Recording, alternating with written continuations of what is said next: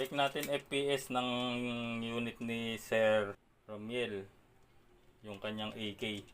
Kasi sabi daw nasa 500 yata to FPS. So ida-downgrade daw yata to. So check natin kung ilang FPS to mga kabingbing.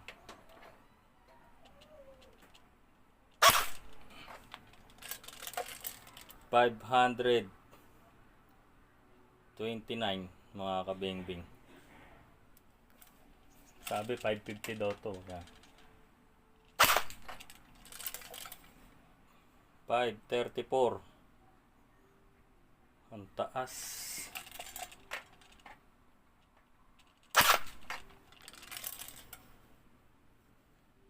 532 mga kabingbing. Yan. Yan FPS nya mga kabingbing. Masyado mataas, so ida-downgrade natin to.